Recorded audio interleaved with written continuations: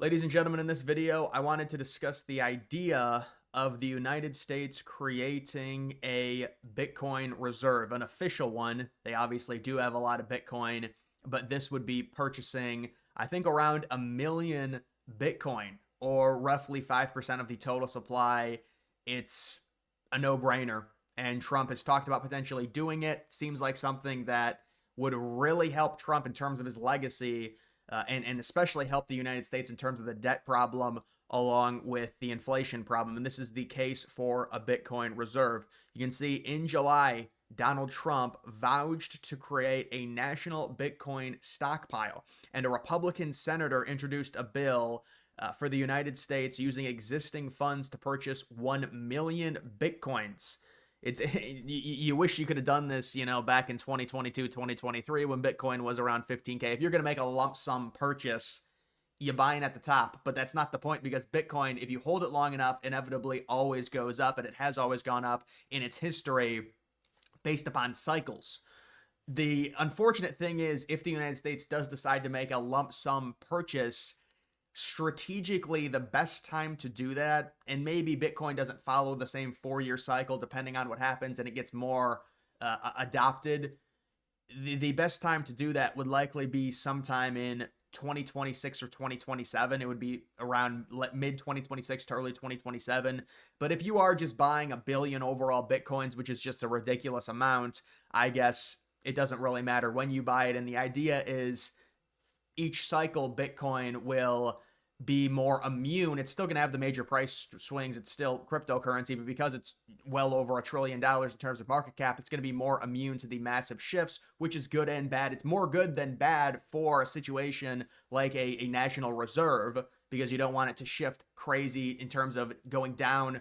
Obviously, you'd like to see it go up, but that's more so a micro problem with people buying Bitcoin. If you do buy Bitcoin, it's depreciated in terms of, now that it's on, I think, like its fourth cycle, you're not going to make the same amount of X's as you would have back during the late 2017 bull run, during the April of 2021 bull run, and now here right now, it's very hard to make a 4 or 5x off of Bitcoin because of how ridiculously high it is in market cap. But that makes it more stable for the government to invest into it. And I mean, you compare it to gold, it's not even close. This is something that should have happened a while ago. The two obvious situations that come to mind would be El Salvador and also MicroStrategy. And they talk about MicroStrategy in this video. Bipartisan support for a strategic reserve is growing as policymakers recognize that Bitcoin, like every novel technology before it, can serve the national interest. Not only could a strategic Bitcoin reserve significantly reduce our national debt, it could also strengthen the dollar and increase our economic leverage over China and Russia. And you can see they do talk about MicroStrategy, and Michael Saylor made the bold decision to accumulate Bitcoin as the company's primary treasury reserve asset in 2020. And it is just a ridiculous investment by him, increasing the market cap from 1.3 billion to almost 100 billion in just 4 years. And it is a simple bet, but it's not even a bet when you look at the history of Bitcoin. I understand people are very, Bitcoin, it's only been out for, at this point, less than 2 decades, around 14, 15 years. Why would the government trust Bitcoin this much and make a crazy investment like this into it? Because of its short, limited history. That's a critique against it, and it's understandable. But I think it is a risk worth taking for sure. And again, this could be very good for Trump's legacy, especially if it happens under his watch, and you accumulate 5% of the supply, and then in 20 years, you look at where Bitcoin is. That's just, and imagine that, and buying Greenland, and there's a lot of stuff Trump can do. Following the MicroStrategy price model, the Bitcoin reserve could reduce the national debt in half over the next 20 years. Better yet, it would come at no expense to taxpayers. The bill would also simply convert a small portion of the U.S. government's gold reserves into other holdings to purchase 1 million Bitcoin, or approximately 5% of the global supply. And so, yes, Bitcoin has significantly outperformed gold. It's not even close. I mean, it's a total annihilation in terms of that. So this is something that I think Trump wants to do. It's a risk that's worth taking based off of the price history of Bitcoin. And again, ideally, I mean, if you're buying 5% at the end of the day and you hold it long enough, it won't matter. It'll go up. But even buying right now, the problem is if Trump gets in, the bull run is going to happen in 2025. The cycle high is going to happen, we would expect, sometime in 2025. If Trump is buying in 2025, there's going to be critics in 2026 and 2027 because the price is probably going to go down. That's what I'll say about that. But again, if you're holding long enough, people have to understand it's not going to matter. But there'll still be the liberal critics and stuff like that. But so there is that, and I do think it's going to happen. You've also got this. How about this? China to build a BTC reserve. It'd be really nice to beat China to the, well, maybe China will invest at a better time than the United States. China doesn't even have crypto legalized there right now.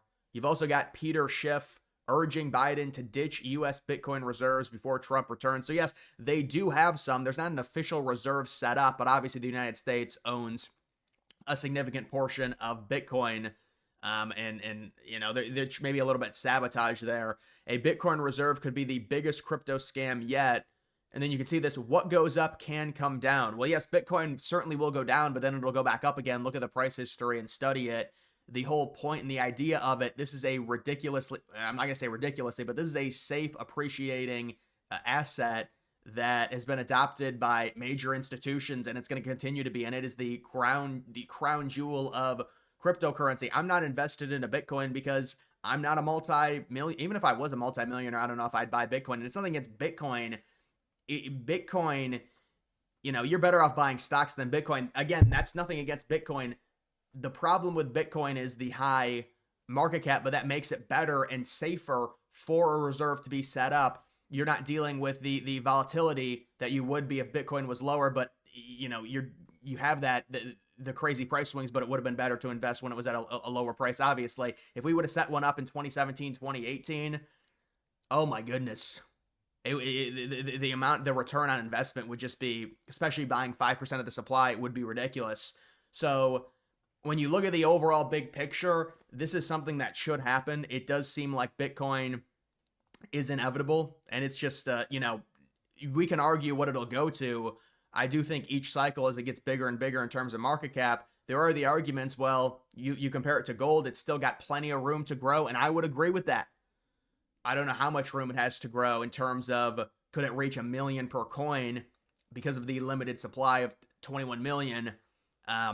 We'll have to wait and see, but it does have the limited total supply, which is extremely, extremely bullish, especially when Bitcoin becomes basically the internet version of gold. And so, listen, this is something that I do think Trump is going to do, and it would really, really help his legacy, especially when it comes to how this purchase could look 20 to 30 years down the line. You'd like to do it strategically, though.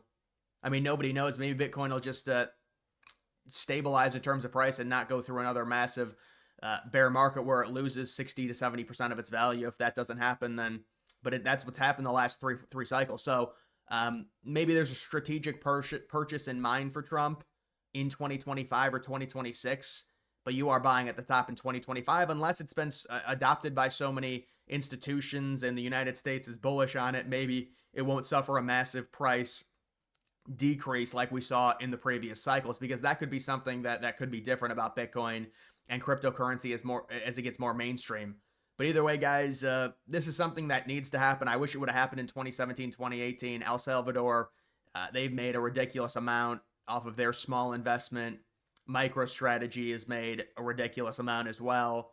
And you know what? People are like, well, it'll go back down. Yeah, but then it just goes back up again. I mean, compare Bitcoin's price to really any year, at least where it is right now. It's up outside of, if you buy it in 2020 or even the highs in 2021, it's up pretty significantly, around 30K higher, because it was around 66K then. But again, as a personal investment, I would say probably not. I would say Tesla's probably better, just because the market cap is so high. People can disagree with that because there are people that think it'll go to $1 billion. If it goes to $1 billion, it's a 10x from here. But even a 10x for me, it's just not something I would be investing into, because I don't see the upside. The upside is very limited. But if people don't want to take that risk, it comes down to a risk assessment of an individual on whether or not you want to buy something more risky. It is funny, people think Bitcoin's risky. It's when it's at over $1 trillion in market cap. But either way, guys, that is going to do it for this video. Make sure you follow me on X. Link to that's always in the description.